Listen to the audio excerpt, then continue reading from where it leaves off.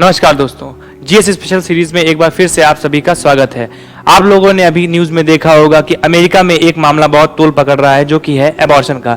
हाल ही में अभी अमेरिका की सुप्रीम कोर्ट ने अपने एक 50 साल पुराने फैसले को पलटते हुए एबॉर्शन को वहां पर बैन कर दिया है। तो क्योंकि अब वहां पर एबॉर्शन को बैन किया है, तो कहीं ना कहीं ये एक महिलाओं के अधिकार की बात हो जाती है और इसके कुछ हमें प्रभाव भारत पे भी देखने को मिलते हैं। तो आइए एक बार नजर डालते हैं कि भारत में प्रेगनेंसी को लेकर जो एबॉर्शन का जो एक्ट है वो क्या है, यानी कि medical termination of pregnancy bill या medical termination of pregnancy act क्या है। तो इसके बारे में हम बेसिक जानने से पहले एक बार शुरू करते हैं शुरुआत से ही।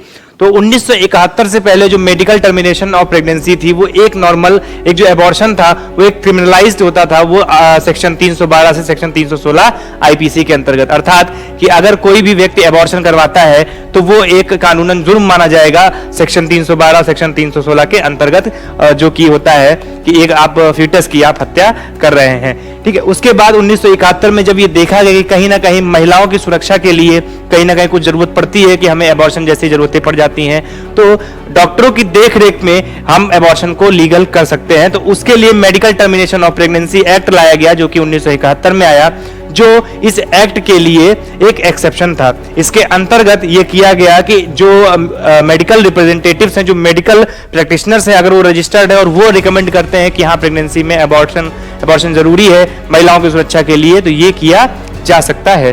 तो एक बार पढ़ते हैं कि medical termination of pregnancy act कहता क्या है 1971।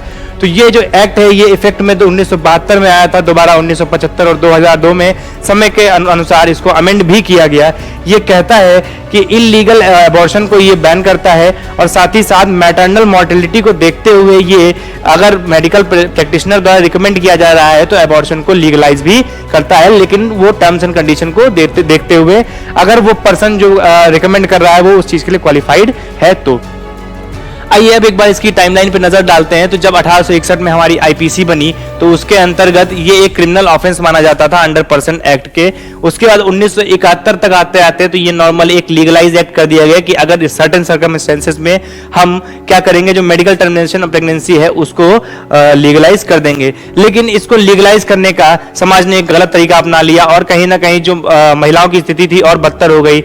जो महिलाएं थी जो गर्भ में किसी लड़की नवजात को जन्म देने के लिए थी, उसका गलत यूज होने लगा और पहले ही मतलब जानकारी लेकर उस बच्चे को खत्म कराने की कोशिश करे जाने लगी। तो इसको देखते हुए सरकार ने फिर prenatal diagnostic technique act लाया। इसके अंतर्गत सरकार ने ये सुनिश्चित किया कि किसी भी प्रकार से जो महिला फीटस है उसकी हत्या ना की जाए। इसके बाद 2002 में इसमें अमेंडमेंट किए गए और प्री कंसेप्शन पीएनडीटी एक्ट के अंतर्गत इसको क्रिमिनलाइज कर दिया गया कि अगर कोई भी जन्म से पहले बच्चे की जांच, भ्रूण की जांच कराता है, उसके ऊपर कानूनन जुर्म का केस चलेगा और उसके ऊपर जो भी सजाएं होंगी वो मुकर्रर की जाएंगी।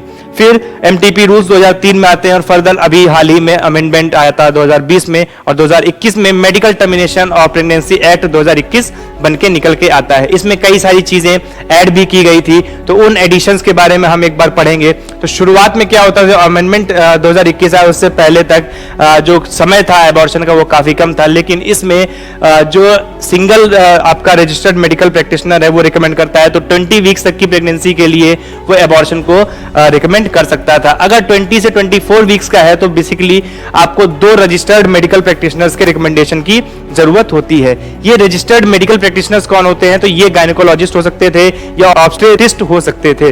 ठीक है, अगर प्रेगनेंसी जो है आपका 24 वीक से ज्यादा का हो गया है तो उस केस में एक मेडिकल बोर्ड सेटअप होता था और उनके रिकमेंडेशन पर ही एबॉर्शन किया जा सकता था। हालांकि यहां पर एक चीज नोटिस करने वाली है कि अगर किसी भी केस में कोई ऐसी कंडीशन बनती है कि जिसमें महिला की जान बचाना जरूरी है तो उस केस में एबॉर्शन बिना किसी रिकमेंडेशन के इमीडिएट बेसिस पे किया जा सकता है, लेकिन उसके लिए बहुत स्पेसिफिक कंडीशंस होनी चाहिए और ये मेडिकल बोर्ड आपका डिस्ट्रिक्ट लेवल कमिटीज को ही डिसाइड कर सकती है।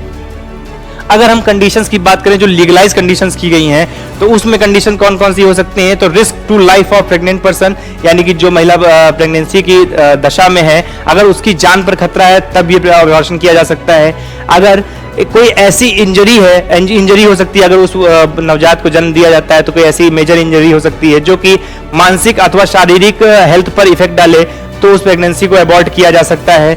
अगर कोई रेप विक्टिम है, उस दौरान अगर कोई प्रेगनेंसी होती है तो उसको वहां पर अबॉर्ट किया जा सकता है। या फिर कोई ऐसा रिस्क हो जिसमें ये पता हो हमें कि अगर ये बच्चा जन्म लेता है तो बहुत ही रेयर डिसीज को सफर करेगा, जो कि मानसिक अथवा शारीरिक हो सकती है, तो उस केस में भी यहां पर अबॉर्शन किया जा सकता है। तो ये सब चीजें दोस्तों थी, कुछ स्पेसिफिक कंडीशन जिनके केस में ये मेडिकल टर्मिनेशन जो है आपका अलाउ किया जाता है, लीगलाइज किया जाता है अबॉर्शन को। अब अगर हम देखें सरकार के द्वारा क्या क्या स्टेप लिए गए, तो जैसा कि मैंने आपको एमटीपी एक्ट के बारे में बताया, इसमें स्पेसिफाइड किए जो टाइम लिमिट्स हैं वो स्पेसिफाई की गई। साथ ही साथ कॉम्प्रिहेंसिव अबॉर्शन केयर सर्विसेज को चलाया गया। इसमें वुमेन्स के लिए नेशनल हेल्थ मिशन के अंतर्गत हेल्थ फैसिलिटीज को प्रमोट किया जा रहा है। साथ ही साथ अगर ये भी प्रमोट किया जा रहा है कि अगर अबॉर्शन होता भी है तो वो एक मेडिकल प्रैक्टिशनर के द्वारा एक रजिस्टर्ड हॉस्पिटल में हो, ताकि सेफ कंडीशंस में महिला की जान भी बचाई जा सके। ठीक है, कैपेसिटी बिल्डिंग की, ताकि ज्यादा से ज्यादा मेडिकल ऑफिसर्स को हम रिक्रूट कर सकें और ट्रेन कर सकें इस तरह की कंडीशंस को हैंडल करने के लिए। साथ ही साथ हर डिस्ट्रिक्ट में एक प्रॉपर डिस्ट्रिक्ट लेवल कमेटी का भी निर्माण किया जा सके। साथ ही साथ हमें एनजीओज और प्राइवेट सेक्टर में भी सर्टिफिकेशंस करने हैं कि उनको भी ट्रेन करना है, उनकी भी कैपेसिटी बिल्डिंग करनी है, कि ताकि अगर कोई ऐसी कंडीशंस आती हैं तो वहां पर सिर्फ गवर्नमेंट एक अकेला स्टेक होल्डर ना हो, वहां पे और लोग भी हों और प्लेयर्स भी हों जो इस चीज को सुनिश्चित करें कि हम यहाँ पर कोई भी अन्याय नहीं होने देंगे। साथ ही साथ निश्चय प्रेगनेंसी डिटेक्शन किट्स को भी सरकार ने प्रमोट किया कि जिससे अर्ली डिटेक्शन हो सके और यहाँ पर और भी समस्याएं जो और कह सकते हैं ना कंसेप्शन के बाद की प्रॉब्लम्स आती है वो ना हो। यहाँ पर एक चीज ध्यान देने वाली है कि जो इशू चल रहा है यूएसए में, उस इशू को ध्यान में देते हुए एक कॉमन सी चीज निकल के आती है कि आखिर ये समस्या क्यों है, ये पर्सनल लिबर्टी की बात कहां से आ जाती है। तो आपके ध्यान में बता दूं कि जस्टिस जेके पुत्तास्वामी केस में 2017 में सुप्रीम कोर्ट ने ये सुनिश्चित किया कि एक महिला का ये निजी अधिकार है कि वो प्रेगनेंसी को होल्ड करना चाहती है या नहीं करना चाहता। हालांकि इसके दोनों पक्ष हैं। पॉजिटिव पक्ष ये कहता है कि एक पर्सनल लिबर्टी का मामला है, ये उसकी इच्छा है कि वो प्रेगनेंसी को होल्ड करती है या नहीं करती है। लेकिन दूसरा पक्ष ये भी कहता है कि क्योंकि सरकार का कार्य है किसी की जान को बचाना, किसी की लाइफ को होल्ड करना या लाइफ को बचाना, तो इस वजह से उसका वो ये सुनिश्चित करना चाहिए कि जो बच्चा है जो गर्भ में है उसकी जान जाने ना पाए। तो ये एक अनवरत जारी रहने वाली बहस है जो आगे कब तक चलेगी इसका कोई निश्चित नहीं है। तो दोस्तों आज के वीडियो में इतना ही रखते हैं, फिर हम आएंगे नए एक्ट के साथ, नए कॉन्सेप्ट के साथ। बहुत बेसिक सा हमने इसमें बताया, बहुत बेसिक से फैक्ट्स बताए हैं जो डायरेक्ट क्वेश्चंस आ सकते हैं वहां से बताया है। ज्यादा जानकारी के लिए आप गैलेक्सी क्लासेस को विजिट कर सकते हैं सेंटर पर और वहां पर ज्यादा ही जानकारी ले सकते हैं। इसकी पीडीएफ आपको हमारे टेलीग्राम चैनल से मिल जाएगी। तब तक के लिए नमस्कार, thank you, have a nice day.